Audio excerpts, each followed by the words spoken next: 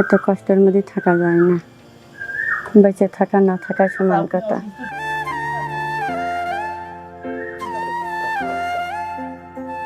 আমি গরিব ফ্যামিলির মেয়ে, ছোটবেলা থেকেই কষ্ট দুঃখ ছুঁয়ে বড় হয়েছি। মাঠে কাজ কাম করছি, অসুস্থ আম্মু আছে, তার চিকিৎসা করা লাগে, মেয়েটা চিকিৎসা করা লাগে, বাড়িওয়ালার ডাক্তার দেখানো, সংসারের খরচ। মেয়েটারও মনে করেন গলায় টিউমার, নাকের ভিতর পলিপাস, বিভিন্ন ধরনের রোগ লাগিয়েই থাকে। নিজেরও শরীরের অবস্থা ভালো না। এই পৃথিবীতে কিছু গল্প থাকে যেগুলো শুধু গল্প না, কঠিন বাস্তবতায় থেতলে যাওয়া জীবনের কান্না। ভাটই ব্রিজের পূর্ব পাশে ক্যানাল আর পিচঢালা রাস্তার মাঝে এই জীর্ণ ঘরে থাকেন আসিয়া। কিছুদিন আগেও বাবা ছিলেন আসিয়াদের সংসারের একমাত্র ভরসা, কিন্তু মৃত্যু কেড়ে নিয়েছে সেই ছায়াটুকুও। এই ছোট্ট মেয়েটি আসিয়ার মেয়ে। স্কুলে যাওয়ার বয়স হচ্ছে তার, কিন্তু সে হিসাব একটুও করে না। এখন আসিয়ার একমাত্র চিন্তা কিভাবে হাল ধরে রাখবে মাছ দরিয়ায় পড়া পরিবারের।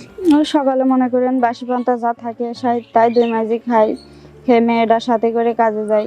কাজ থেকে আসার পর আবার সংসারের একটা কাজ আছে, রান্না বাড়া আছে, এসব সামলাতে এভাবেই দিন কাটে যাচ্ছে আর কি। যদি পুরুষ মানুষ হতাম, একটা ভ্যান রিক্সা ভাড়ায় নিয়ে হোক, যেভাবে হোক টেনে টেনে হয়তো বা সংসারটা চালাতে পারতাম। এখন মেয়ে মানুষ হয়েছি, ছোটবেলা থেকে কষ্ট করছি। বাবার মৃত্যুর পর আসিয়ার স্বামী ছিলেন শেষ আশা। ভাগ্য পরিবর্তনের আশায় ধার দেনা করে গিয়েছিল প্রবাসে। অভাবের সংসারের ভাঙাচোরা স্বপ্ন জোড়া লাগাতে চেয়েছিল, কিন্তু ভাগ্য যেন নিষ্ঠুর খেলায় মেতেছে এই পরিবারের সাথে। প্রবাসে গিয়ে দুর্ঘটনার কবলে পড়ে এখন সেও অসুস্থ।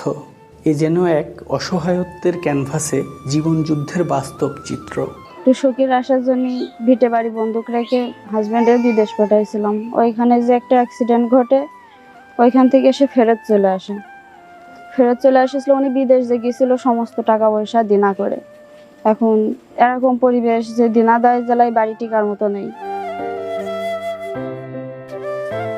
এখন আসিয়াই এই পরিবারের একমাত্র ভরসা। একদিকে অসুস্থ মা এবং স্বামী, অন্যদিকে ছোট্ট সন্তানের ভবিষ্যৎ, আর মাথার উপর ঋণের বোঝা, যেন মরার উপর খড়ার ঘা।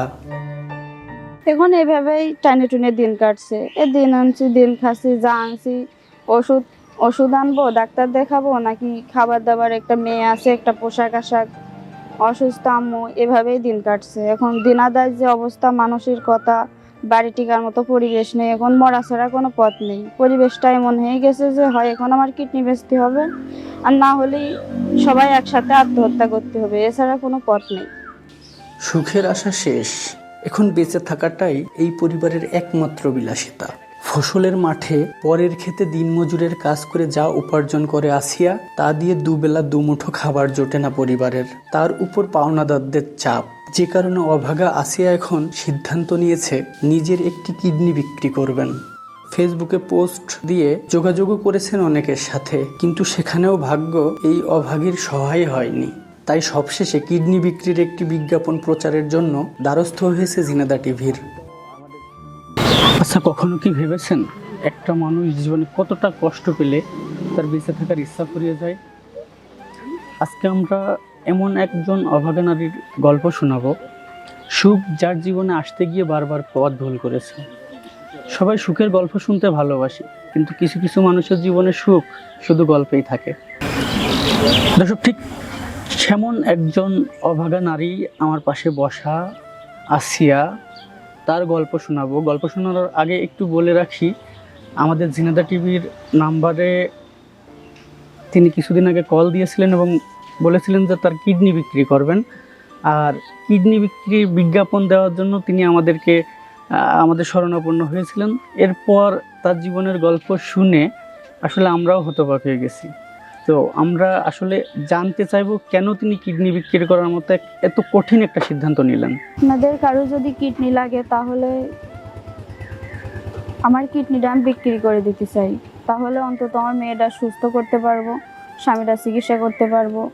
যদি আমার কারোর কিডনি লাগে, আমার কিডনিটা দিতে পারলে আমি একটু শান্তিতে বাঁচতে পারবো। অন্তত কিছু টাকা হলে স্বামীটা সুস্থ করতে পারবো, মেয়েটা চিকিৎসা করতে পারবো। এই পরিবারের করুণ দুর্দশা শোনার পর এই গল্প বর্ণনা করার ভাষা হারিয়েছি আমরা।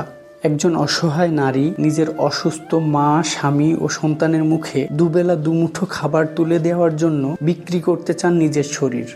এর চেয়ে হৃদয় বিদারক গল্প কি আর হতে পারে? এমন অসহায়ত্ব দেখে এই সমাজ কিছু সহায়তা করলে তা নিতে আপত্তি নেই এই পরিবারের, কিন্তু মানবিক সহায়তা না করতে পারলে এই সমাজ যেন তার কিডনির বিনিময়ে দুবেলা দুমুঠো ভাত দেয় তার পরিবারকে। এটি অসহায় আসিয়ার শেষ চাওয়া। এই সমাজের কাছে আসিয়ার চাওয়া এই পর্যন্তই। কিন্তু এই অসমাপ্ত চাওয়ার পরের লাইনটি হয়তো এই সমাজকে কোনোভাবে দায়ী করে রাখে। তারপরও হাজারো অভিমান নিয়ে এই সমাজে আসিয়াদের আরও কিছুদিন বসবাস করতে মন চাইছে। হয়তো মানবতা এখনো বেঁচে আছে, সেই মানবতার ওপর নির্ভর করছে আসিয়াদের আগামীকাল। এই সমাজের মানবিক হাতগুলো একত্রিত হলে হয়তো দুমুঠো খেতে চাওয়ার যে বিলাসিতা এই পরিবারের, সেটি কোনোভাবে পূর্ণ হবে। অভাগী অসহায় আসিয়ার জীবনের পরের গল্পটি একটু সুন্দর হবে। দর্শক, একজন মা, একজন বোন আর একটা অবুঝ শিশু আজ অসহায় অবস্থায় আছে আমাদের সাহায্য পাওয়ার জন্য।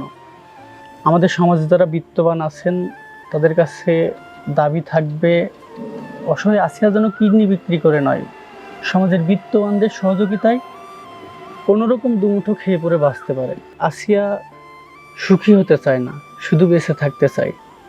আশা করব সমাজের বিত্তবানেরা আসিয়ার পরিবারের পাশে দাঁড়িয়ে উচ্চ মানবিকতার প্রমাণ দেবে। আজকে অসহায় আসিয়ার পরিবারের গল্প এই পর্যন্তই। আবারও হাজির হব অন্য কোনো গল্প নিয়ে। সে পর্যন্ত সবাই ভালো থাকবেন, সুস্থ থাকবেন। আল্লাহ হাফেজ।